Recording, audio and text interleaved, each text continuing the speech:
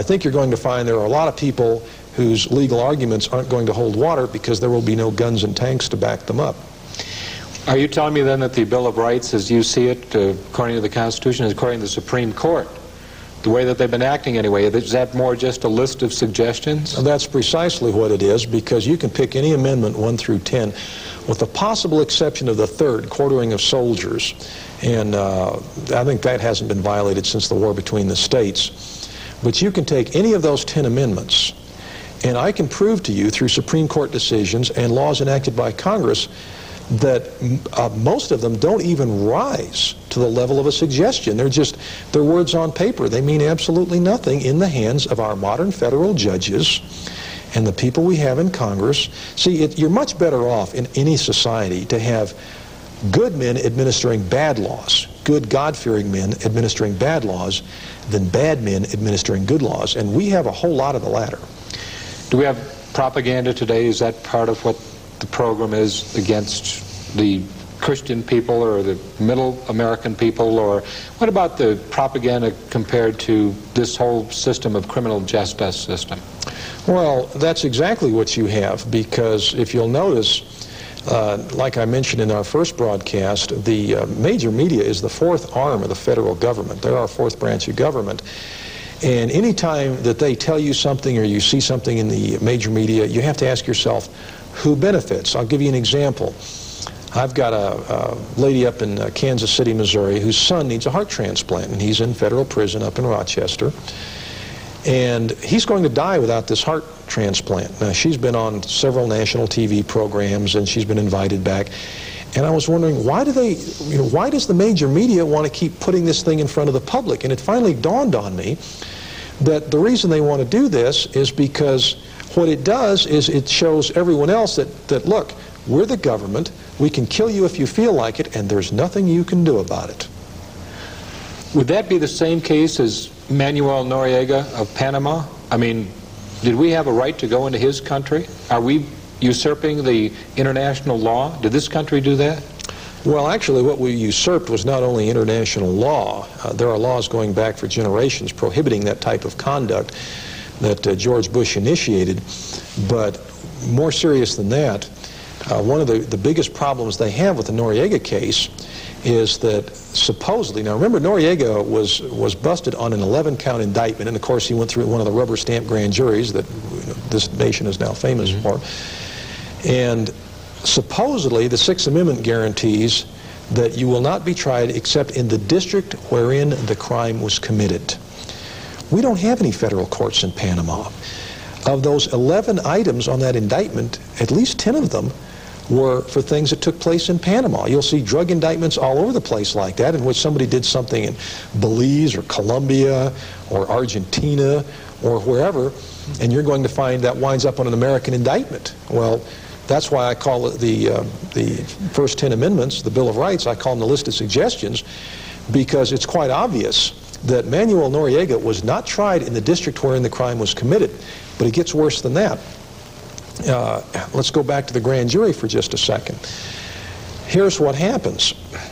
When you get a grand jury indictment these days, especially on a drug indictment like on Noriega's, innocent people are getting swept up on a regular basis, and the news media is actually helping perpetuate this by not exposing the grand jury corruption for what it is. Because what will happen, for example, let's say that you and I are we're talking on the telephone, and I say, John, I need a couple of boxes of cornflakes and a pair of pliers. Would you mind stopping by the store and picking it up for me? He said, not a problem, Mike. I'll be right there. So the next thing you know, you're on a drug indictment. You've been indicted in the drug conspiracy, and you're looking at 20 years, and you're behind bars waiting trial. And you wonder, how did this happen? It happens every day in this country, courtesy of our government agents. Here's the way it happened.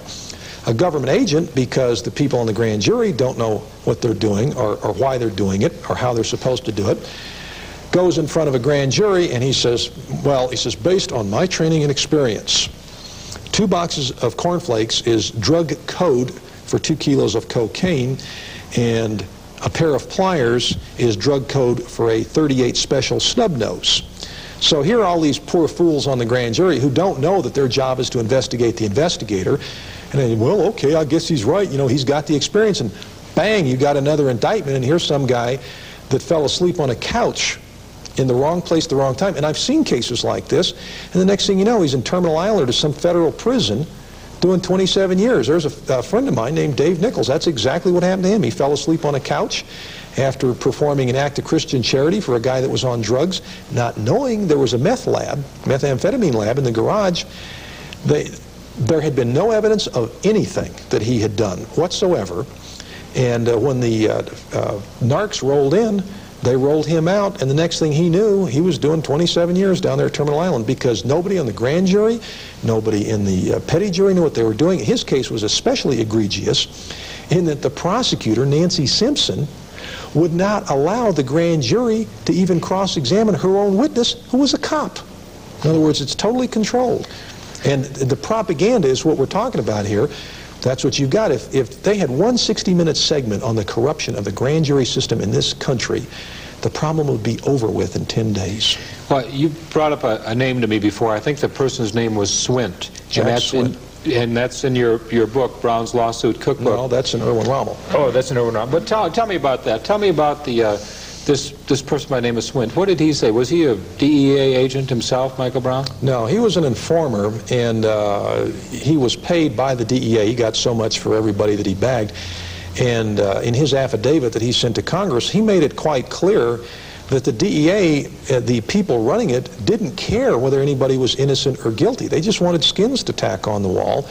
And finally, when he'd had enough, he did this affidavit. An interesting part of this is that part of his affidavit, he pointed out that he had been sent to set up the crew of Miami Vice, the TV show. It was a very popular show, if you'll recall. Was that the one with Don Johnson? Right, yeah, Don Johnson, and I forget the other fellow's name.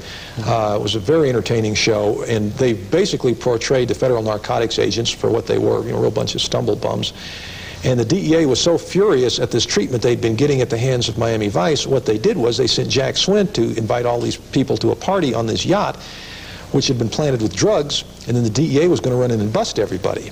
And Swint wouldn't hold still for it, and they had pulled so much of this nonsense that finally he just said, hey, this has to stop, and he gave an affidavit in Nevada and sent it to Congress, and that's been 2 or 3 years, and as far as I know, the present Congress has done absolutely nothing to stop the nonsense. Well, tell us a little bit more further about Mr. Swint, because if I'm not mistaken, when he actually made a statement, a long statement along these lines, that he was an undercover and that he had actually solicited people to break the law himself so that the DEA and other government agencies could prosecute them. Could that possibly be true in this country? Well, see, the reason I didn't address that a minute ago is because it's not only true.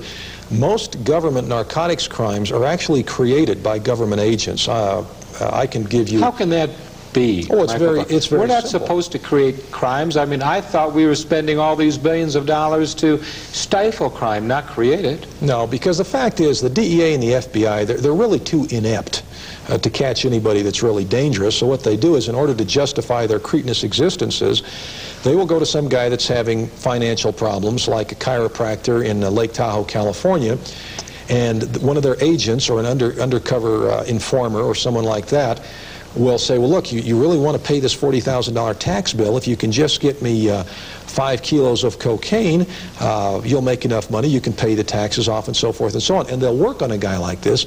So this particular chiropractor, I mean, I was personally involved in trying to help him on this case, went to a friend of his who was a pilot and says, I got to get some cocaine to pay a tax bill. And the pilot says, man, you don't want to get mixed up with this. I smell a rat here. Well, the chiropractor kept begging him, and so the pilot had to go, and he had to go find a source of cocaine because he didn't know either. All right? So now you've got all these innocent civilians dragged into this thing, and when the DEA finally busted all these people in June of 1989 in Lake Tahoe, California, they called it Operation Deep Snow. The entire operation had been put together by one of their own informers. There was no Deep Snow conspiracy. There were just a bunch of people that got sucked in by this character. Incidentally, this particular informer, his real name was Gary Peacock. They found that out later. This guy was such a slime that when he was down in Florida, he's from Florida, by the way, you know, your home state, you know, the land of sunshine and shady characters. Gary Peacock went back to his high school classmates and said he needed to buy guns to ship overseas and everybody could make money. So his high school classmates obliged him, and they brought all these guns to him, And then he told him, he says, well, look, he says, the problem is, he says, you're going to have to take payment in cocaine. The DEA was waiting outside to bust half of his senior class. And fortunately, the people there, they were basically honest citizens. They said, oh, no way. We'll just take this stuff back to the gun store and see if we can get our money back. We're not dealing in this stuff. If they had been dumb enough to go for that, Gary Peacock would have manufactured another crime. You're going to find in about 70% or more of the narcotics cases in the United States, those cases are manufactured by government agents. In other words, they take people, some of whom have been convicted before, some of whom have not, some who are in financial trouble. See, it's very, very easy to take somebody who's up to here with bills and financial problems and show them a big bucket of money and say, all you have to do is this, this, and this is what you get. It's called entrapment, but most of the federal judges today, even when they see it rubbed under their nose, under entrapment, you're not supposed to send the man to prison. They don't care. They do it anyway. It's a business. And is that what our government has come to? Is that what the criminal justice system has come to? And it certainly is different than from scriptural law, isn't it, Michael Brown? Yes, which is what you're going to get in any man-made legal system, because any man-made legal system will be scripturally incorrect. Are you telling me that there's a system, a legal system, over our man-made system? Yes. And what is that, Michael Brown? That's this whole series, Deuteronomy, God's law. It's the law. If we don't follow it, we pay the consequences. And ladies and gentlemen, that seems to be it. We are suffering the consequences. We have the consequences of the fact that we've been initiating and we've been part of man's law. And we should be thinking about God's law. You know, there's a political correctness today in the land. And that seems to be probably the most deleterious thing that's ever happened to our society. And yet, what we really need and what we really want and what we really should have is the scripturally correct justice system. We'll be back with Michael H. Brown after these important, politically, no, but scripturally correct words. Extraordinary is the word for the Erwin Rommel School of Law by Michael H. Brown. If you are fed up with the corrupt legal system and want to know exactly how to deal with it, this book will teach you what you need to know. This is the only book of its type ever written that teaches you how to apply God's law and military tactics. To order, you call 1-800-466-7959, extension 1143. We're back with Michael H. Brown, and Michael Brown also has rejuvenated what is the Geneva Bible. And this is the Geneva Bible. We'll take a look at it. You can see the front cover. It's a little bit difficult, but we have the Geneva Bible here.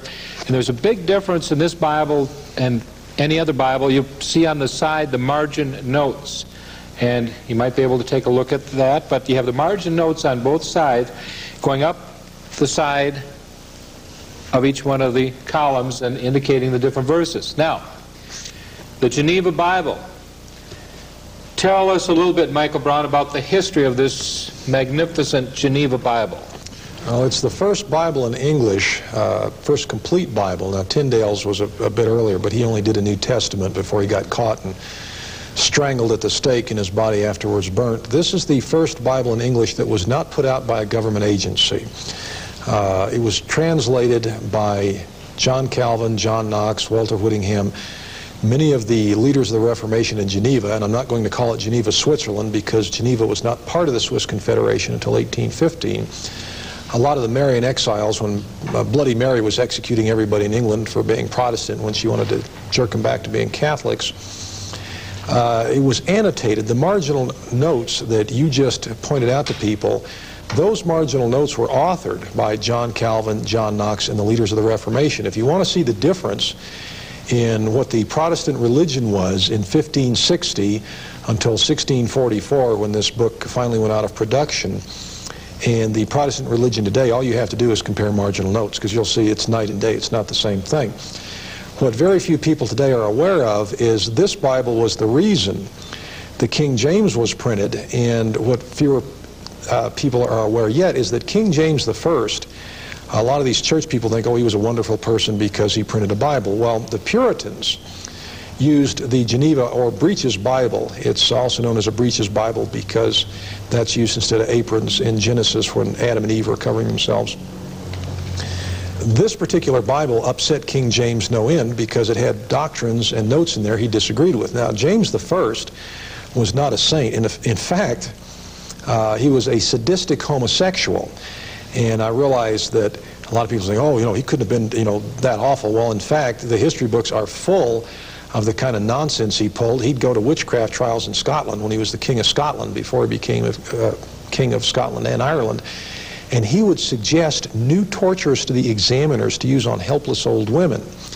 One which Barbara Napier was acquitted, and King James, he was James VI of Scotland then, called the jury back into session and let them know he was very displeased with them until they dutifully returned a guilty verdict.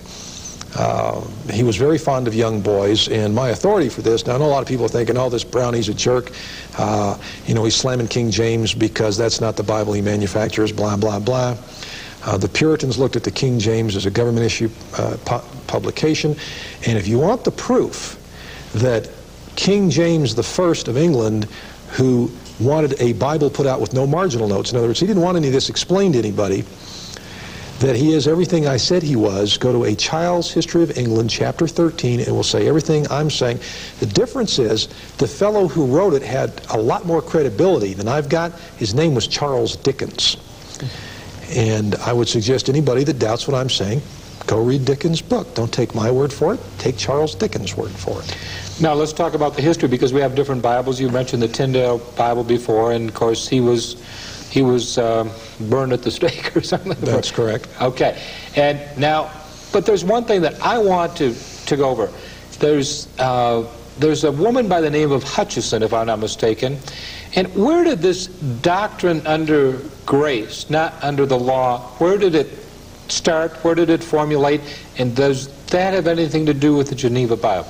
It has everything to do with the Geneva Bible. In the 17th century, in August of 1634, Anne Marbury Hutchinson landed in the Massachusetts Bay Colony, and she started what is now known as the antinomian controversy, from a Latin word meaning a real or apparent conflict in the laws. This doctrine that God's law was put away at the crucifixion did not arise at the 10th chapter of Acts, like a lot of modern preachers say, because they haven't studied their history.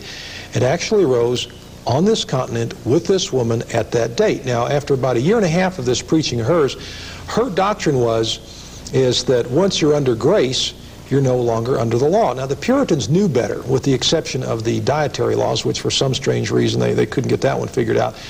But they knew that God's laws applied to government and crime and everything else. So they had relatively peaceful, prosperous societies once they got past the first winter or two of almost starving to death. Anne Hutchinson, and there was another fellow named John Wheelwright. He was a minister. They had meetings in their homes until finally they were run out of the Massachusetts Bay Colony. And when I got to checking back in the history books, what I found is that Mrs. Hutchinson's father was a Church of England minister. Now, keep in mind, the Church of England was why we have a First Amendment. Congress shall make no law establishing a religion, because in England, if you didn't belong to the Church of England, you had to keep your mouth shut. You weren't allowed to preach unless you had a license, and you had to belong to that particular church. Well, the Puritans didn't go for that at all, and eventually what happened was England erupted into civil war in 1642, which, of course, they won by 1649. And the Puritans in this country, as I said, they knew better. See, what they understood about this book that's been lost for 3.5 centuries. Now, here's an irony. You can go through the Bible like the 90th Psalm, where David is saying, well, 1,000 years are as a day in your sight, and that sort of thing. The 6 days in Genesis are actually ages. In other words, you cannot translate day literally. If you go to Revelation 11, verse 3, and they talk about the two witnesses. Now remember, the Geneva Bible, the Bible of the Puritans, was the Bible of the law keepers. The King James, the ones that the Anglicans, the Church of England, your later major Protestant denominations that preached that God's law was put away. Now, are you telling me that the Puritans wouldn't touch a King James Bible? not with a 10-foot pole. In fact, as late as 1636, James I, his own ministers, this is 10 years after he died, were still using the Geneva so they could preach out of the marginal notes until an order came down from his son, Charles I, that they were not to use the Geneva or breach his Bible. The fact is, again, the King James at the time was considered a government-issue publication by the Puritans, and at the time people understood that the King James was the Bible of the people who thought they were under grace, that is, the law breakers, and the Geneva or breaches Bible was the Bible of the law keepers. And to show you how far we've slid, there are millions upon millions of King James Bibles in the world today. As far as these Bibles that have been printed, both by myself and the University of Wisconsin Press, there are fewer than 5,000 that have been printed in this century. In other words, law keepers are a really rare thing in this society. What the Puritans understood, and I think our people are going to understand very quickly, is the two witnesses referred to in Revelation 11, verse 3, are simply, as Uriah Smith, the fellow who founded the Seventh-day Adventist Church, understood when he wrote his book, Daniel and the Revelation, in the 19th century, are simply the Old and New Testaments. Those are the two witnesses, and they have been dead for 3.5 days, or you could say, if you wanted to extrapolate a day for 100 years, 3.5 centuries. The Bible of the Law Keepers went out of production in 1644. If you count 3.5 days or 350 years forward, you wind up with 1994. Now again, I could be all wet. I mean, this is just a supposition on my part. Perhaps this is the year that the people in the United States turn back to God's laws and realize they haven't been put away after all, and that's when the two witnesses will get up on their feet and basically just blow everything from before them. Now, there's been times in the past where we've gone back to God's law, and there was the bubonic plague. Tell us a little bit about that. Well, the bubonic plague, see, the reformers thought that the Catholic Church was mighty Babylon, but it wasn't, because up until the time of the Protestant Reformation, there were many, many times that the Catholic Church used Scripture to solve a problem. For example, the bubonic plague. Some fleas on some rats got the credit for it, but actually what happened is that it got so bad, the priests got to studying the Old Testament and said, look, you know, we're doing something wrong here. They got to the sanitary laws, I believe it's Deuteronomy 23, verse 13, or vice versa. I can't give it to you. 23:13. Okay, I can't give it to you off the top of my head. Whereas when you take a dump, you have to cover it with a shovel. Well, up until then, what was happening is everybody was taking chamber pots, dumping it out in the street. Some guy come walking through with his boots, sit down at the table at his home, take his boots off, lick his thumb, and the next thing you know, he had the bubonic plague. And when the priests started making them do God's law as far as their sanitation went, the bubonic plague came to a screeching halt. That's all there was to it. The Catholic Church is also the church that prohibited usury in the Middle Ages, which is a subject we don't even have time to get into in this particular broadcast. Well, let's just one final quick statement, if we would, Mr. Brown. Let's talk about the separation of church and state, because that's part of that first Bill of Rights, too, that you were talking about. Tell us a little bit about that. There is no such thing as a separation of church and state in the Bill of Rights. That's a judicial doctrine. What it says is Congress shall make no law. That's all it says. There is not a thing that says you have to separate God from country. In fact, to prove the exact opposite, pull a dollar bill or a quarter out of your wallet. It says, "In God we trust," right on it. Now, if there's a separation of God from our government, which our judges, and we discussed that in the first broadcast, they actually introduced an alien religion on top of us because they can't stand the competition. The fact is this continent was basically colonized by Christians, even though they did some pretty nasty things to the Indians occasionally. And whether the people that govern us like it or not, it's still a Christian nation. They're about to find out, probably in some very unpleasant fashions, that what they've tried to put over on us isn't going to work. Well, there may be, according to some of the justices in this country, there may be a separation of church and state, but there's no separation of our country and God. And that is what the law, Deuteronomy, it's the law.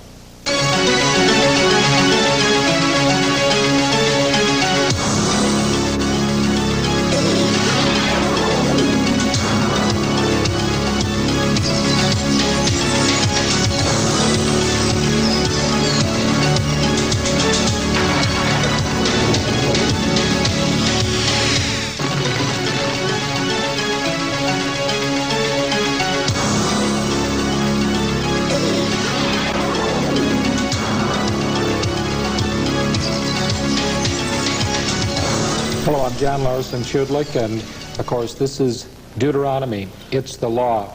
We have with us today, again, Michael H. Brown. And with Deuteronomy, it's the law, we're being scripturally correct. Michael, we have, I consider, a real interesting subject for this next hour. So let's get right into it. And scripturally we're talking about, let's talk a little bit about that word polygamy. Where does it come from anyway? Well, actually, that's not the correct word. It should be polygyny. That's one man having several wives. Polyandry would be one wife having several husbands. And polygamy covers either, but in this country, normally, polygamy simply means one man having several wives. Tell us about where did this originate? I mean, let's go back to, let's talk about history first of all. And let's talk about Columbus in 1492. That was when the country was founded. Does that have any relationship to, say, sexual orientation, polygamy, whatever it is? Yes, it does, and it's not when the country was founded, it's when the continent was discovered, okay. Or should we say rediscovered. What happened was, and this is something that nobody talks about today, which they should be talking about because of this AIDS epidemic, is this. When Columbus and his men landed, they hadn't seen women for a while, obviously, and the men on board got to having sexual relations with the Indian women on that particular island. Well, what they did was they brought back a strain of syphilis that no one in Europe had ever seen before. And the Bible forbids various types of sexual misconduct, and it doesn't forbid what a lot of people think it forbids, which we'll get into directly. But this is just sort of a word of caution to start this with. This idea that everybody can just lay down with everybody else and have a good time, the Playboy philosophy, or what you want to call it. They had that in Europe in the 15th century, the late 15th century, and the end result of this was that just a handful of men introduced this strain of syphilis into the brothels in Spain. And by 1495, we're talking less than 36 months, the number of people who died from this strain of venereal disease exceeded 10 million. In other words, when you break God's laws, you're going to be punished for it. Now, where I think this that we need to address here is that this idea of one man could only have one wife did not originate in the Bible. There are two places that it did originate, neither one of which was scriptural. The first and the most obvious one was that up until about the late 4th century, the Vikings were polygamous, many of the kings of Europe were. It was sort of the natural order of things, and the Roman Catholic Church... Well, when they were polygamous, did this enhance their civilization, their society? Well, I don't know if you could call what the Vikings had a civilization, but the fact is that everybody in Europe was terrified of them, not only because they were so warlike, but because there were so many of them. The fact is the Vikings not only stole silverware, they stole blondes, brunettes, redheads. I mean, they literally stole women to augment their own supplies, and because of this practice of there being more of them than anything else, they had a tendency to overrun everything they came across, just through sheer numbers. Okay, we go from Columbus, and then you say Columbus brought back from what we call America now, from the Indians. Was it innate in the Indians, the syphilis? Because they're... No, I don't really think so. If you read Professor Howard Zinn's book, A People's History of the United States, I think the Indians were basically getting even with Columbus and his men, because when you actually follow the whole history of this continent out, and if you get into the history of Hispaniola, within 50 years of the time Columbus and his men landed, they had exterminated 500,000 Indians, putting them to work in cotton fields and gold mines, basically just made slaves out of them. And there's no possible way to prove this after over 5 centuries, but I would suspect that if the Indians knew that certain women were infected, and they knew that the Spaniards were a bunch of bad boys, they weren't Boy Scouts, and I would suspect that the Indians would have done it to them deliberately. I know if I'd been one of those Indians, that's what I'd have done to them. And I think what we also need to do here is we need to get back to the Council of Toledo in 398 AD. Now, that was a council put on by the... That's just what I was going to ask you about. Good. Okay. You anticipated my every thought. That was where the doctrine arose that a priest could have none and everyone else could have one. Now, that was to have serious consequences. Wait a minute. You say that the Council of Toledo, this wasn't biblical, this was just a dogmatic practice that priests could not marry and everybody else could have one. Before that, you could have multiple wives if you wanted to? That's correct, and if you could afford them. I mean, you know, women are kind of expensive, even back in those days. But yeah, you could have multiple wives. In fact, up until that time, Catholic priests were allowed to marry, but at the Council of Toledo, they came up with this church doctrine, and that's precisely what it was. It was not based on Scripture. They came up with a church doctrine that a priest could have none, everyone else could have one. Now, that was to have serious consequences slightly over 1,000 years later during the Age of Exploration, because keep in mind at this particular time, when the Council of Toledo was convened, a Bible was a very rare thing.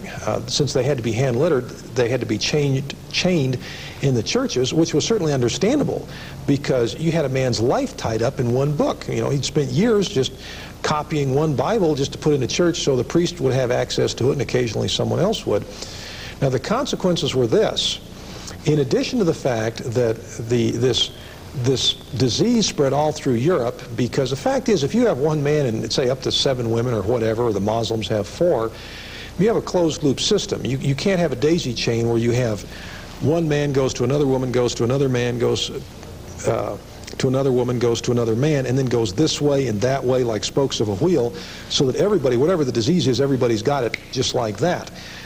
If you'd had the surplus female population taken care of instead of stuffed into brothels, that disease never could have happened. Now, the consequences, starting at about the time of Vasco da Gama, there's a scripture that's very appropriate here. I believe it's in the 3rd chapter of Ezekiel. And what it basically says is God told Ezekiel, if I send you, and I'm not going to use the translation that we have for this particular element here, but the one I'm going to use is out of the For Our Fit. And he said, God tells Ezekiel, if I send you to a people of thick lips and a heavy tongue, they'll listen to you. But instead, I'm going to send you to the house of Israel, and in effect, they're a bunch of knotheads. You know, obviously, like I said, my Fenton version's a little different than the one we had to use here.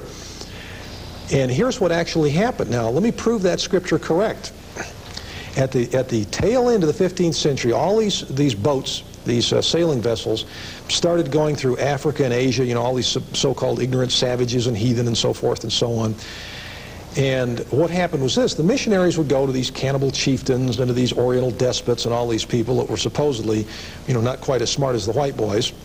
And what would happen is they would show the biblical law, because remember, this is before this doctrine had arisen that it was put away, and say, these are your laws for government, these are your laws for diet, these are your laws for sanitation. And a lot of these so-called heathen, they would look at this and say, wow, this is a great religion, we're going to adopt it as official state policy. But then came the clincher, because now remember, the Roman Catholic doctrine promulgated at Toledo had been like the daily thing for 1,000 years. In other words, everybody had been indoctrinated with this business of monogamy promulgated at this council, and it just never occurred to them. When did this Council of Toledo take place? 398 A.D. Okay. All right, now, so what because you said 1,000 years, and I was... 1,000 years from 398 A.D., you go up to, say, 1492. It's actually more than 1,000 years. It's closer to 1,100. But remember, for over 1,000 years, this doctrine was pretty much standard throughout Europe. There were a few rebels, like Charlemagne. He had 4 wives. So did the King of Ireland. You're talking about 100 and some years, right? Oh, no. Charlemagne, I believe, was around the 8th or 9th century. Okay, go ahead. Can't give it to you exactly. Now, wait a second now, Michael. You said it was 3-something A.D., 300-something A.D. 398 A.D. Okay, 398 A.D. That's 398 years past after death, right? Anno Domini, in the year of our Lord. Okay. Not BC AD. Okay, but we're only talking about 100 years difference between... No, we're talking 1,000 years, because if you add 1,000 years to 398 AD, you've got 1398. Okay. And it wasn't until like the 1490s All right. that people started going around Africa and Asia. See, that's why you're here, to correct me. Well, actually, we better watch ourselves. This whole thing will degenerate into nitpicking. Right. And we'll miss the main point. So these Protestant and Catholic missionaries, would go into these heathen kingdoms, and they would introduce this system, this biblical law, hanging people for murder and everything that we've discussed. And these so-called ignorant heathen would look at this and say, hey, this is great. And then the white boys would make one fatal mistake. They'd say, well, there's one thing that you people are going to have to change. And these Oriental monarchs and these African chieftains say, well, what's that? And they'd say, well, the one thing that you're going to have to do to adhere to this book completely, which was total nonsense, as I'm going to prove, because they didn't know any better, they weren't reading it that closely, is you've got to stop this practice of one man having more than one wife. And time after time, the minute they got to that, these heathen would say, wait a minute, here's our problem. If we do what you say, first we're going to have a surplus female population. With the surplus female population, we're going to have children who don't have fathers who are going to grow up to be criminals. We are going to have prostitution, which means we are also going to have the spread of disease. We won't be able to care for widows and orphans the way we have up till now. And time after time, what would happen is these so-called ignorant heathen would tell the missionaries, look, everything you brought up till now was great, but what you're telling us would destroy our entire social fabric. In case nobody's noticed it, that's one of the problems wrong in our society today with a 50% divorce rate. And in effect, these heathen would tell the Christian missionaries, look, why don't you white boys take your religion and get the hell out of here? And that's why Christianity, as we know it, or as we understand it, never got a foothold in either Africa or Asia, and hasn't. And I'm talking about a serious foothold for the last 5 centuries. Okay, we finally found that one out. But what about leprosy? And you were talking before about syphilis, and were there other venereal diseases that could have been stopped if you had, say, a polygamous type of absolutely population? Absolutely, because, see, and here's something else people have lost sight of, and I have to cover this fairly quickly. The King James Bible, the New Testament, was basically plagiarized from William Tyndale's 1525 New Testament. You'll see it by simply comparing the language in both versions to the language that was used on the street at that time. The language used in the King James is not from 1611, it's from 1525. Now, prior to 1530, now remember, the Bible mentions leprosy in several places, but leprosy, as the Oxford English Dictionary will point out to you, prior to 1530, leprosy was not known as what we call today Hansen's disease. It was venereal disease. And when Christ tells people that have leprosy, go and sin no more, that's basically what he was saying is, quit whoring around, behave yourselves. I never looked at it that way. It's exactly biblical, what he said. Well, precisely. I mean, it's the gospel truth, if you'll forgive a horrible pun. I will. But what about this Tyndale, and what about the King James Bible? Go ahead. Continue on that. Well, that's basically all that I had to say about it, is just the fact that the language used in the King James New Testament is the language of 1525, not of 1611, because the King James actually was not a translation. It was more of a plagiarization. They had 54 so-called scholars, and they made 27,000 errors between them. Well, what about the Siege of Munster? Did that have anything to do with what we're talking about also? Yes, it did, because shortly after the Age of Exploration opened, starting around 1517, you had Martin Luther and the Protestant Reformation. Well, the Protestants, unlike the Catholics, in the Catholic Church, you basically had to think the way the priest told you. The Pope told the bishops what to think, and the bishops told the priests what to think, and the priest told you what to think. And you had to go along with literally the party platform in that respect. But the Protestants went off in every different direction. I mean, they'd take each verse out of Scripture, and they'd say, wow, look at this, let's have a discussion. Well, the Anabaptists, and they were named that because they didn't believe in infant baptism. In other words, they figured somebody who was 30 years old, he could make a conscious decision to be baptized, or he couldn't, but they weren't going to be splashing infants who didn't have a choice in the matter. And it started a lot of three-way wars there in Germany between the Anabaptists, the Lutherans, the Catholics, and it got to be a real mess. In this one particular town, Munster, the Anabaptists took it over. And they were quite successful in keeping the emperor or the prince bishop's forces out of the town for quite some time. But in the process, they were studying the Bible on a regular basis, and what happened is they noticed that they had a serious problem because they had 2,000 fighting men in the town. Well, yeah. Michael, we're going to wait. Hold on, if you would, just a minute. Sure. We've got 2,000 fighting men in the town. I'm anxious to see how many women there are in this town, but you say before that the Pope told the priest what to do, the priest told the parishioners what to do, and I'm wondering if you have 4 or 5 wives, which one tells you what to do? We're going to be back in just a few minutes with Michael H. Brown on this very interesting subject. Extraordinary is the word for the Erwin Rommel School of Law by Michael H. Brown. If you are fed up with the corrupt legal system and want to know exactly how to deal with it, this book will teach you what you need to know.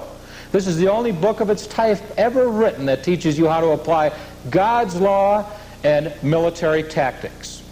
To order, you call 1-800-466-7959, extension 1143. Hi, we're back with Deuteronomy, It's the Law. We're with Michael H. Brown. And the last statement that Michael Brown, if I remember correctly, said there was 2,000 men in this town of Munster, Germany. How many women were there? And explain the situation, please. There were approximately 6,000 women. And the city fathers, because this was a theological or theocracy type of government, they had to figure out what they were going to do with these 4,000 surplus females, because they couldn't just have them wandering around creating problems. So they got to studying the scriptures. And one of the scriptures they came across was Deuteronomy 21, verse 15, that starts off, if a man has 2 wives. Now, Martin Luther noticed the same thing. Martin Luther actually officiated at a polygamous marriage in 1540, not too long afterwards. But what happened was they got to studying the scriptures and they said, now wait a minute, here's what we're going to do with all these surplus women. Every one of these women, they're going to have a husband. And if they don't get a husband, then they got to get out of Dodge. They're going to have to leave town because we can't have underfoot consuming groceries and not being of any benefit to anybody. So when we talk about Deuteronomy 21:15, then that we were talking about not just getting out of Dodge, but getting out of Munster also. Well, no. See, what happened is that they had a town council meeting, and they announced this from the pulpit because, see, their pulpit and their town council was basically the same thing. So what happened is they told the women of the town, the 4,000 surplus ones, that here's your choice. You've got to have a husband. And I believe you'll find some New Testament authority for this, like, you know, every woman have her own husband, every man his own wife, which people have extrapolated into monogamy, which is totally inaccurate. And most of the women went for it. What happened is that, now some of the women had to have an attitude adjustment. The ones who didn't like the idea, who made too much noise about it. Sounds like present day. Well, they handled it a little differently back then. They didn't have divorce courts. They just threw them in jail. Oh, okay. And the women literally had to beg their way out and say that they were going to be good and obedient and put up with, you know, however other many women were in the house. I think it averaged out to about 3 apiece. That's not the irony here is that when Munster was finally overrun, it was the women who fought the hardest to keep those arrangements because they'd never had it so good. They had so little work to do, and other than the jealousy thing. They had it so good? Mm-hmm. You say they had so little work to do? Mm-hmm. Explain this from a work ethic standpoint. Well, look at the average American female. By the time she's 35 or 40, she's worn out because she's got to be chief cook, a cleaner, bottle washer, or bring home the bacon. Raise 2 or 3 or 4 children? And that's correct. The fact is that the average American female is a serf, and they don't even recognize it. And rather than taking God's way out, which is saying, hey, I'm tired of all this housework. I'm tired of you know, we don't have enough money. Let's, you know, tell the husband, hey, bring a couple more women in here, and, you know, you can use them, but I'm going to work them. And see, that's scriptural.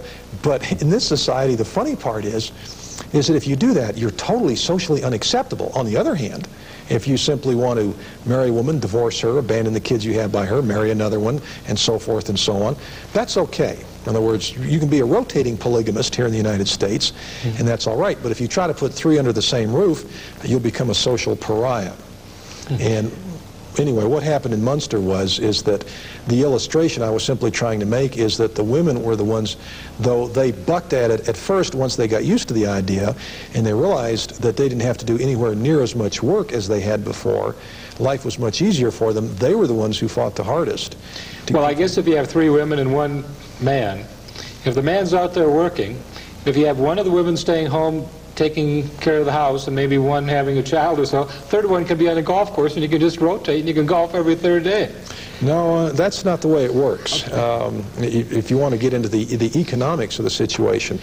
Let's talk about that because, yeah, what are the economics? Because why would you have, say, monogamy, and why would you have different types of polygamy? Well, let's go back before the Council of Toledo to where monogamy as a doctrine originated. See, the Roman Catholic Church made it a doctrine for the Roman Catholic Church. So we're talking, roughly again, Mike, let's go back. We're talking in that 4th century period, A.D. That's, before that, you could have as many wives as you want to, theoretically, practically. Well, there were a couple of exceptions because the doctrine of monogamy didn't originate with the Council of Toledo. That's only where the Catholic Church made it mandatory. The original doctrine of monogamy originated in Babylon, prior to the time of Nebuchadnezzar. Now, there was a real good reason for this, and I'll use this as an illustration to show you, because the idea of having 7 wives is not so that you can have a good time in the shower. Though, obviously, everybody that's looking at this broadcast thinking, I know what those guys want, I know what they're thinking. But that's not it, because a family is an economic unit. And if you'll notice that when a man and woman divorce, they almost always, their standard of living in both cases goes right in the toilet. Families, large families who stick together, who work together, normally prosper. Well, let's use a hypothetical example here so I can illustrate my point, and you'll understand why at Babylon, the same place they originated or invented usury, the idea of loaning money at interest to where you can loan me $10, I have to pay back 11, and you haven't had to work for that 11th dollar. In other words, you're basically a parasite, which is the way our whole banking industry operates.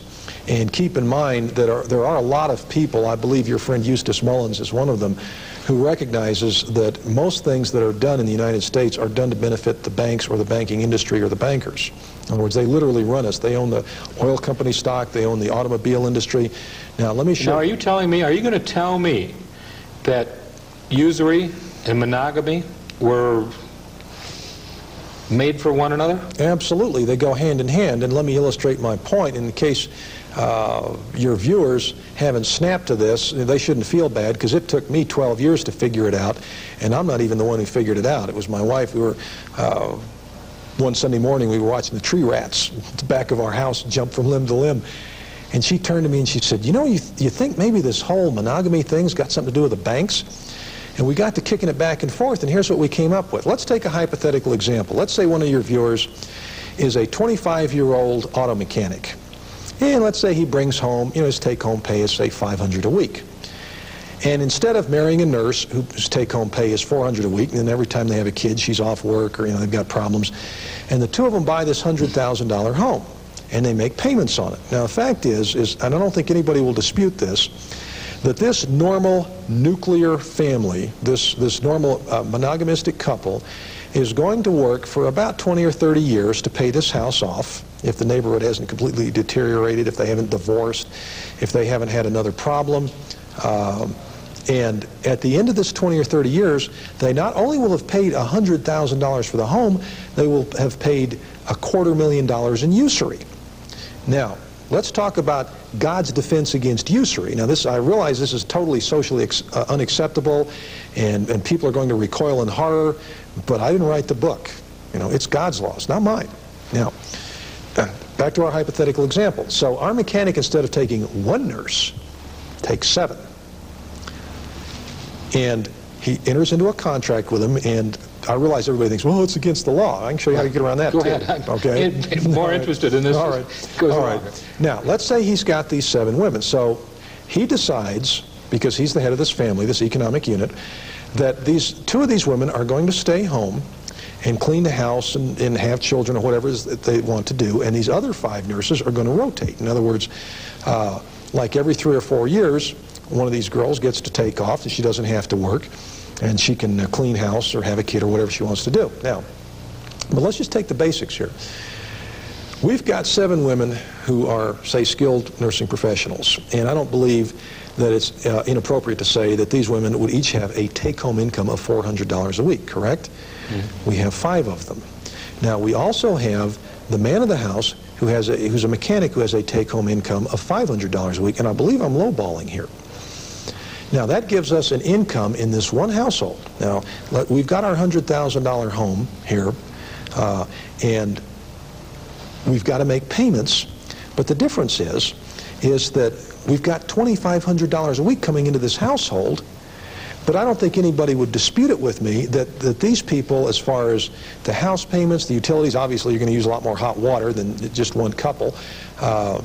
Your vehicle expenses are going to be more severe, but they're not going to be astronomical. You can buy food in bulk. In other words, would you, John Shudlick, agree with me that this group of 8 people could live comfortably on $1,500 a week? I believe so. I really think so, because 2 can live cheaper than 1, and obviously 7 can live rather cheaply also. Right. Now, but that leaves us $1,000 a week in disposable income, doesn't it? Mm-hmm. Okay, now, that means in 52 weeks, this group has $52,000 in disposable income, does it not? Absolutely. Okay, it means in slightly less than 2 years, in 100 weeks, this same group has $100,000 a week in disposable income, does it not? Mm-hmm. Now, what if this group... $100,000 for the period of time. That's correct. All right. Now, what if this group takes this $100,000 and pays his house off with it? Now, instead of the bankers, the usurers, collecting $250,000 in interest, the only thing they got was maybe the interest for a couple of years, which might have been 5 or 10% of that. But it gets worse, because this same group, because they're following God's laws, and they're not loaning money to other people at usury, which is forbidden in Leviticus 25, verses 34 to 37. The whole usury system is referred to repeatedly throughout the Bible as Mighty Babylon. That's where I part company with the people that led the Reformation. I don't think it's the Catholic Church. 2 years from the time they've paid this house off, they are no longer not customers of the banks, they are the bank's competitors. And so now what you have just done, if 10% of the population of the United States chooses to live in this fashion and loans money for real estate to friends and relatives or whatever, because they have it to spare and they're not going to loan it out at usury, they're not going to partake of something the Bible forbids, within a very short period of time, you have just destroyed the banking industry in the entire United States. And see, that's what I don't think the early Mormons ever figured out, because when the federal Congress started enacting anti-polygamy legislation, like the Edmunds-Tucker Act in 1878, it wasn't to get the Mormons. The anti-bigamy statutes in every state in the Union are not to keep people from being immoral, and I'll prove that in a second. We'll discuss the state of Nevada. It's to protect the banks. Fact is, the people running these banks all the way at the top, they know what I'm saying here. They know the minute that people start living like this, the banking industry's finished as we know it.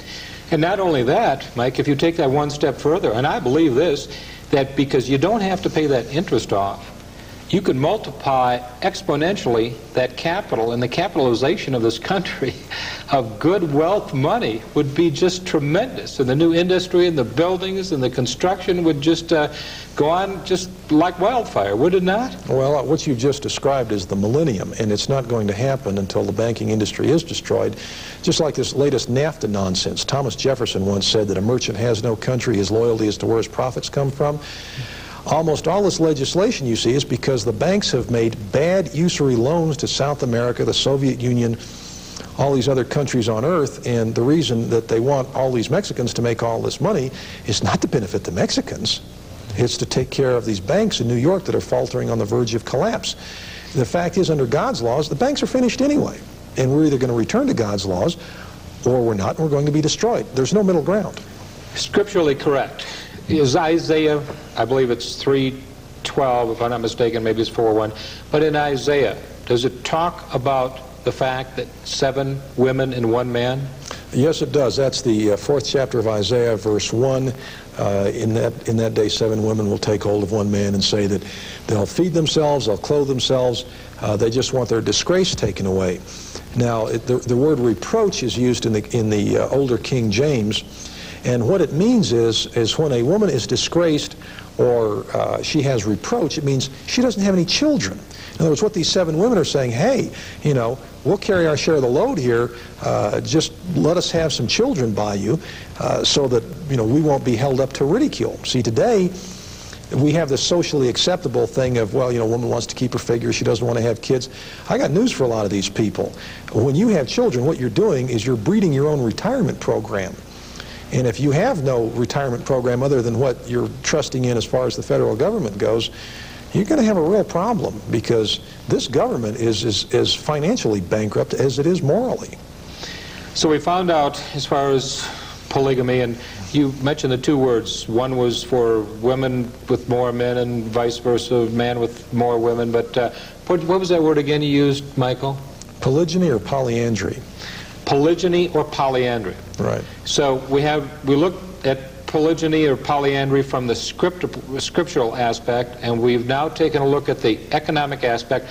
What about from a lawful situation? How can you, is this country going to allow this type of polygamy in the United States of America or international? Let's take a look at international. Is there polygamy anyplace else? Well, of course, in Saudi Arabia and all the Muslim countries, under the Muslim law, you're allowed up to 4.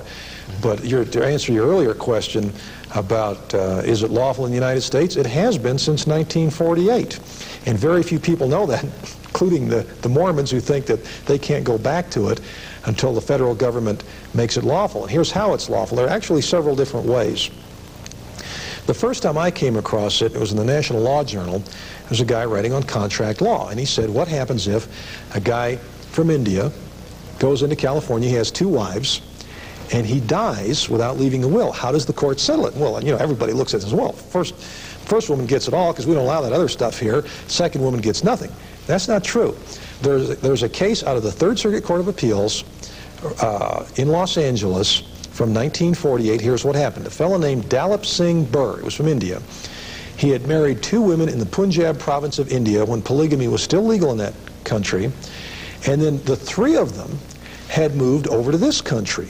And he died in 1948, leaving about $2,500, which in that day and age would have bought you about, you know, maybe 2 or 3 new cars. And it was a considerable sum for that era.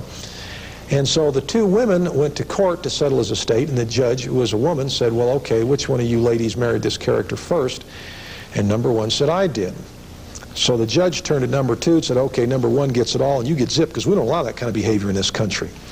So number 2 appealed it to the 3rd Circuit. It was a state court, and in one of the most brilliant pieces of legal reasoning I've ever seen, and keep in mind, I've been in these law books for 20 years, the appellate court judges said, wait a minute, the lower court is wrong, we're going to reverse this for this reason. Under international law, which has been true since before the time of the Roman Empire, if parties to a contract reside where that type of contract is legal, and then they then remove to another area or another country where that contract is illegal, the host country must accept, under international law, the contract that was entered into where it was legal, and so they split the money right down the middle.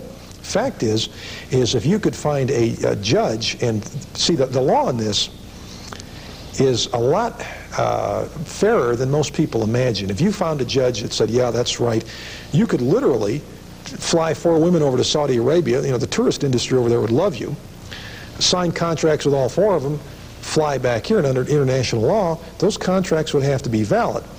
Now, a lot of times you'll run into courts that'll say, well, that's a subterfuge, and they'll throw it out and so forth and so on. Let's take it a couple of steps further. Let me give you a real live example from Utah from about 1970, 1972. There was a girl there that moved in with a married man, and she knew he was married, and he wasn't divorced. And the 2 of them worked for about 5 years, and they paid off a home there in Salt Lake City. And nothing was in her name, not the car, not the house, not the utilities, not the telephone, not anything. But she trusted this guy as far as you know, him dealing straight up with her and so forth and so on. At the end of the 5 years, when the house was paid off, he threw her out in the street. He said, hey, he says, you don't have any rights. He says, I'm a married man and you knew it. And you don't get anything. You know, the house is mine. So she took him to court. And a Utah state judge says, look, he says, I don't care what your sleeping arrangements were. He said, but the courts exist to address equity. In other words, you have to have fair dealing. And this judge said, this woman spent 5 years of her life and paid for half this house. Half of it's hers, period. In other words, the courts will tend to enforce contracts, even though they may have been a little questionable, if the people weren't dealing on an even keel. Now let's take another. So it was a financial arrangement anyway. I mean, that's what the courts are saying. That's what a family is an economic unit. And until people understand that, see, this marriage and divorce thing, a lot of marriages fall apart for two reasons. It's either the other woman, well, the other woman's decent, bring her home, you know, park her in an extra bedroom, then you don't have to worry about competition because she's on the same team, or financial problems. Well, now, Michael, yeah. I had a judge in Miami tell me one time that over 90% of the cases that came to him for divorce were there because of financial reasons, nothing else. That's correct, and the reason they're there because of financial reasons, and this is the subject of an entire series of videotapes, is because people don't understand God's laws on work and money, the Puritan work ethic, whatever you find to do it with all your might, as you find in Ecclesiastes. They don't understand that, and then when they get into a financial jackpot, they further don't understand that when you take an economic unit that's weak to begin with and you split it in half, it's going to be even weaker. What you'll find is, yeah, the judge is correct, 90% of them are over financial problems, but when the family splits up, the financial problems get even worse. They don't get any better. On the other hand, if you have a family, and I've seen them out in Utah. I lived out in Utah for 5 years, and I used to drive past some of these palatial estates. In fact, my wife Lonnie went to get some drapes from a woman named Daisy once. Now, Daisy was like part of a collection of 5. And we had a real nice home up on the benches. I had a business there. I manufactured the old fish carburetor. And we were doing fairly well. We had a 4,000 square foot house. It was a white 2-story colonial with the columns in a nice neighborhood and all that. And it was Lonnie's dream house. And Daisy did our drapes. She went over to Daisy's house, came back shaking her head. She says, Mike, she said, this is my dream house. She says, but next to Daisy's, it's a dog house. Well, see, what a lot of those people in Utah understand, and they're very quiet about it. You can go up in the mountains, up in Cottonwood Canyon, and you see some of these palatial estates. They understand that a family's an economic unit, and they all pull together. It's just like the example I used of the mechanic and the 7 nurses. You know, extrapolate that to people our age that have been living like that for the last 30 years. You're going to find a tremendous number of them are multimillionaires. They're just very quiet about it. Wow. What about, I suppose, you know, if you're out on a ship, I suppose you could have a captain marry you to 2 or 3 people also? Well, that's an interesting question, because one of the things that I would very dearly love to test in a court case is, see, all your anti-bigamy statutes are state statutes. Once you get into international waters, which statute applies? In other words, if a captain of a ship marries you to 7 different women, is that going to be held up in court or not? I don't think anyone has ever tried that. And while we're at it, let me address the state anti-bigamy statutes. Now, here's the hilarious part of it. We're not going to Nevada, are we? Not yet. No, we'll go. Nevada's the next trip. Okay. Now, I want to address the state anti-bigamy statutes, which we have in every state in the union. Here's the hilarious part of it. About 30 years ago, most of the states did away with these lewd cohabitation statutes. In other words, if you weren't married to a woman and you were living with her, shame on you. You go directly to jail. You don't pass go. You don't collect $200. You don't get to do any of that. Well, so many people started living together back in the 60s without filling out all the state's paperwork. Finally, the state legislatures just said, oh, the hell with it. You know, let's not even bother with this. We're tying up valuable court time with this nonsense. Just let people alone. Well, in almost any state in the union, you can live with 2 or 3 or 7 women or whatever. And as far as the law goes, they're not going to bother you. When they're going to get on your case is when you go down to City Hall and you take out, say, 3 marriage licenses. Because what they're going to arrest you for then is not living with these women or having children by them or providing for them or supporting them. It's going to be for messing up their paperwork. In other words, shame on you if you mess their paperwork up. That's what you're going to go to jail for. Not for the actual activity, but for filling out the wrong forms. So we've covered the scriptural aspect of polygamy and the economic aspect, and now the legal or the law aspect. What about the social mores? Whose responsibility is this family, this non-nuclear family, Michael Brown? Let's back up here a little bit, because this ties in and it's also scriptural. Let's go to Exodus 21, verses 7 to 11. Let's get a little further into the economy here, because when you have social mores, remember they had a different set of social mores in this book than we have in this society. In this society, you know, queers are great. You know, anything goes. If it feels good, do it. If it's scriptural, shame on you. You know, we'll burn your church down with you in it, like they did at Waco. But this particular scripture, watch it closely. If a man sells his daughter to be a maidservant, now the word maidservant is a mistranslation, because look at the go down here a little bit where it says betrothed her to himself. You don't betroth maidservants. You betroth people who are going to be wives. Well, let's read that. If a man sells his daughter to be a maidservant, we're going to talk about that, she shall not go out as a manservant do. Or does. If she do, or does, right. If she please not her master, who hath betrothed her, then we'll go through the rest of it. But it's, tell us about that. Tell us about that statement. Well, that's one of the reasons, in addition to the fact that we have all these financial problems because people disobey God's laws. And then we obviously have the 10% leftovers because women get jealous, and actually most women don't get jealous if they'll admit it, they get insecure. Our whole marriage system is backwards, because under biblical law, if you read that scripture carefully, man just sold his daughter. In other words, he had this really valuable piece of property, and what he did was he got a large bundle of cash for her, and some guy, the fact is, you pay, say, $100,000 for a blonde, you're not going to beat on her like you would an old Chevrolet, which is what a lot of people in this society do. And I know this is going to sound a little kooky, but the fact is... Oh, no, it won't, Michael. No, you're right. It's not socially acceptable, okay? Go ahead. You know, anyway, all this other stuff is. I mean, you see all these degenerate talk shows. They've got, you know, switch hitters with their wives and their boyfriends and all that. That's okay. But, you know, God help us if you preach God's law. A woman, let me ask you a question. If you were going to go out and pick another wife today, what would you want? Would you want a woman who fell in love with you, who's going to fall back out just as easily, fall in with someone else, just like sewer hopping, all right? And love isn't something you fall into like a sewer. It's something you earn through the years. Or would you prefer a girl that said, okay, look, you know, I'll be your wife, I'll bear your children, I'll clean your house, I'll be loyal to you, just get my family out of debt, which is what this particular scripture was designed for. Now here's the real irony. This idea that a man, through financial power of some sort,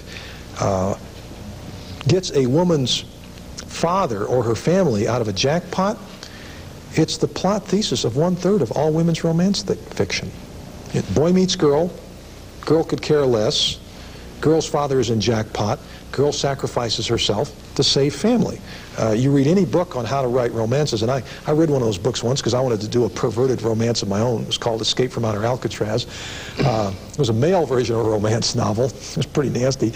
But what you have is you have a system here for making sure a girl's going to be taken care of. And here's another thing you need to consider, is that a 19-year-old female or a 23-year-old female, they don't have the training and experience to determine who they should spend the next 40 years with. Now, their parents do.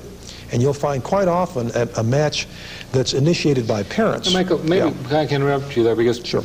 If you go back even to the 17th to 18th century, what have you, where the family patriarch determined who should marry his daughters, when they had less divorces then than they do today, by far. Is it really better then? Are you saying that it's better for the spouse to be chosen? Well, I think, I don't know as you would say it as a cold mechanical thing, like, well, okay, we're going to go shopping for a car and you're going to buy a Chevrolet and nothing else. I believe the children had something to say about it, but they listened to their parents. See, this generation doesn't. You know, all these kids now, they think they're wiser than their parents, and so they keep making these horrendous mistakes. I've heard that the actual divorce rate is as high as 80%. Well, when you have a divorce, who are you hurting? You're hurting the children. In other words, how many children really want to see their parents split up? Well, the reason they do is because in a lot of cases, these people weren't suited for each other to begin with, for the simple reason that they weren't compatible. I mean, I picked up a couple of girls hitchhiking one day from Ireland. The first thing they said was, "Brown, we don't understand you people in this country. The only thing that you base what you want a woman for, even if it's for a marriage, is looks. You know, good face and figure, and that's it. If you don't consider her character, you don't consider her intelligence, you don't consider her background, you don't consider her family." And in many places in Europe, they still do that, and their divorce rate is far, far lower than ours. You know, the fact is the average American male today, when he goes out to select a woman he's going to supposedly spend the next 20 to 50 years with, he's in the national beauty contest for vacuum heads. Can you imagine this, ladies and gentlemen? We're talking about the fact that if you had this nuclear family, if you had this biblical family, and you had, shall we say, several wives, and every year or two, no matter how many you had, you could pay off a $100,000 home. Would that not be incredible? It is absolutely phenomenal. And I never realized before, Michael, until I started talking with you, that we're talking about the fact that monogamy with the Baal worship and usury was all put in together. We'll be right back with Michael H. Brown, and we're talking about polygamy. If you are somebody who really believes in God's Word and wants to obey God's laws, you should have the Bible the Puritans used, with margin notes by John Calvin and John Knox and other leaders of the Reformation. Come back to the faith of our fathers. To order a free catalog, call 1-800-466-7959, extension 1143. You'll be glad you did. We're back with Michael H. Brown, and we've been talking about a very serious and rather delightful subject. And that, of course, is polygamy. We're talking about polygamy. Are you married, Michael Brown? Yes, I am. I've been married to the same woman for 27 years. Her parents picked me out for her. Her parents picked you out? That's correct. I didn't even know what she had in mind when she showed up at the airport in September 1967. We dated for about 90 days, and we've been married for 27 years. Well, praise God. That's a wonderful marriage, I guess, and the parents picked it out. So that's correct. Their judgment was better than ours. Maybe so in this case. Let's go. We're talking about judgment, and we're talking about social mores, and let's go to the state of Nevada. And Nevada has something rather peculiar, doesn't it? Yes, it does. Nevada is the only state in the Union that has legalized prostitution in 13 out of 16 counties. The other 49 states, it's against the law. Now, when anybody starts saying, well, you know, that having several women is immoral and so forth and so on, and that's why that it's outlawed, I would like to point out that bigamy is against the law in Nevada. In other words, you are not allowed to take responsibility for more than one woman in the same house as far as the state's paperwork is concerned. But you can go to all the whorehouses you want. Now, what kind of an argument does that... So it's legal to have prostitution. I mean, it's as legal as can be to go see a prostitute in Nevada. But you can't have two women living in your same house under bigamy relationships. Well, polygamy relationships. Up until recently, that actually was true. There was a book written by a girl out in Utah called In My Father's House, and she was raised in a polygamous family. And the police actually used to go around and arrest people for practicing polygamy while allowing the whorehouses to flourish. And in fact, some of the women that were in these situations, when the police had come around, they'd say, well, you know, is this a polygamous arrangement? And women just look and say, no, I'm a prostitute. Get out of here. And see, what that does is that shows you that the law is not designed to protect public morals, because if it were, the fact is that one man living with three women and taking responsibility for them, no matter how you slice it, number one, it's scriptural. Number two, it's a whole lot more moral than putting some girl out there in the Mustang Ranch or someplace like that and letting her lie down with 10 or 15 guys a day. I mean, the fact is that the suicide rate among prostitutes is higher than any other occupation. I mean, you know, no woman wants to feel like a public toilet. And that's what you're going to have when you have legislatures and social mores that say, well, all right, you can't have more than one woman under your roof because that's really tacky. But if you want to throw one out and get another one in, throw that one out and get another one in. If you want to go to a brothel in Nevada, that's all okay. The fact is that the state of Nevada basically proves my point that none of the state anti-bigamy statutes are to protect public morals. They're to protect the banks. To protect the banks. So let's go back again, and what about the children too? I mean, what about the abandoned kids? I mean, is that part of this whole scenario that we're talking about, Michael Brown? Well, absolutely. We have a national epidemic of latchkey kids, and that's the very point that all the people in Africa and Asia tried to make when the missionaries told them that they had to give up this practice of using their surplus women for extra wives instead of turning them out on the street. What we have, see, when you have a child that is raised without a father, there's a real good possibility what you're raising or what you're turning loose there, because the child has no guidance, is one of tomorrow's future criminals. I mean, look at all this business they're having nowadays about kids with guns and so forth and so on. Well, that's a natural outgrowth of the fact that you don't have children who have parents to guide them. You have maybe a mother who's going to work 9 to 5. She doesn't have time for the kids. Time she gets home, kids have done whatever they wanted. She doesn't have time to provide for them properly. She doesn't have time to teach them anything. Well, wait a second. We're talking about latchkey children also now. So hypothetically, if you had a man with 2 or 3 wives, all the children of all the wives were going to probably be taken care of by at least one of those 3 women, aren't they not? Well, I'll tell you what, you'll notice the amount of juvenile delinquency in polygamous communities, Bluffdale, Utah being one. In fact, you can go in that town and they don't broadcast it, but more than half the houses in that town have 2 or more kitchens. So each wife gets her own kitchen. And whenever you find a polygamous community, you're going to find that the incident of juvenile delinquency and that sort of thing is way, way under the national average, because those kids are supervised, they're disciplined, they're trained. You just can't let children run. Apparently there's always an adult around to take care of them and guide them and give them direction. Obviously. Mm-hmm. So maybe that's the answer to our crime problem is having multi-wife or multi-wife families. That might be it. Well, it's one of the answers. It's not the answer.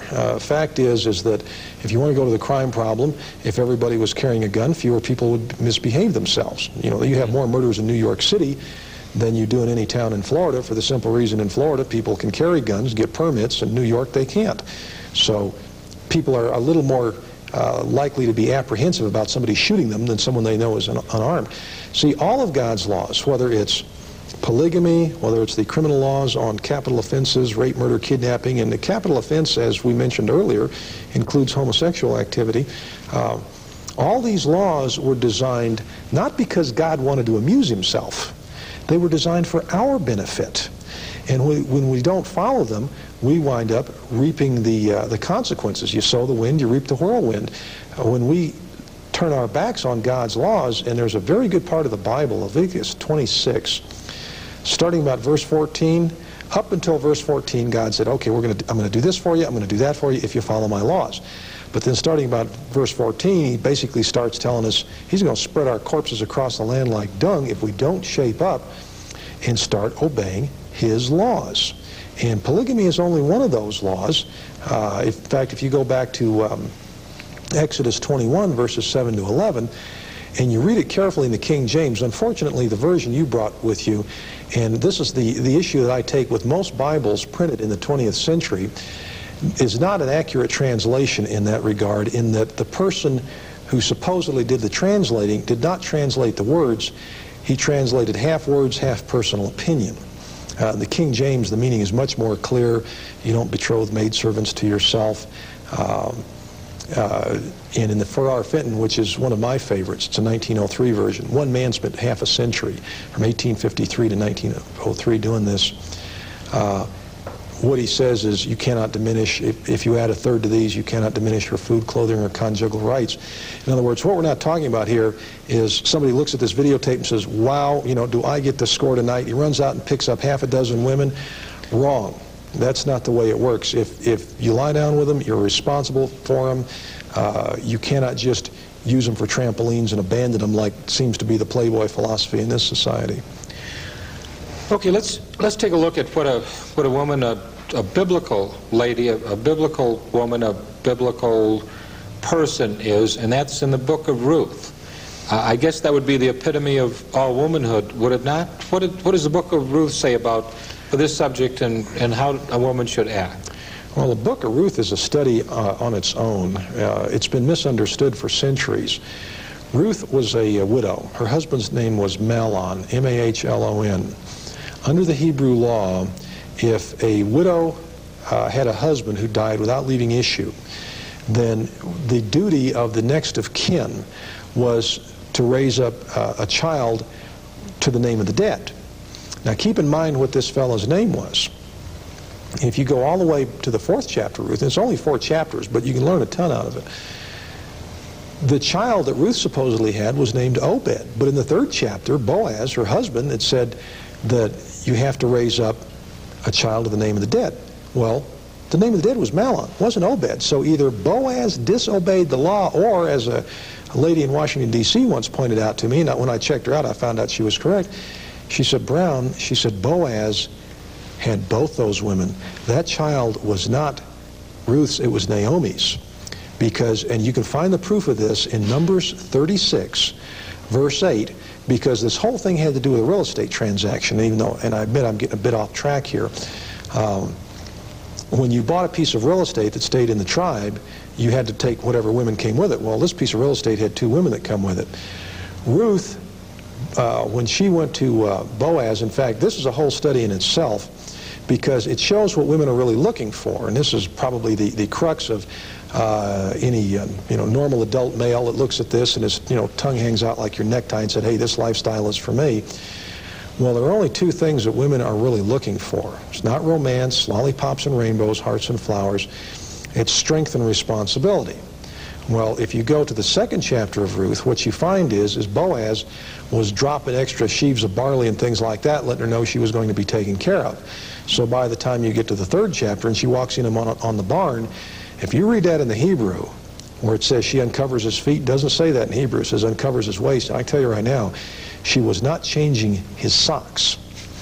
And when she said, throw your cloak over me, that's an ancient Hebrew idiomatic expression meaning, marry me, I'm your wife. When she came back the next morning, and you'll see this in the Geneva marginal notes, where Naomi asked Ruth, who art thou, my daughter? Well, I never understood that until I read the marginal note in the Geneva. And what Naomi was asking is, has this marriage been consummated? And, or, in modern English, are you now Mrs. Boaz? See, back then they didn't fill out all the forms at City Hall like we do nowadays. It was a much simpler procedure.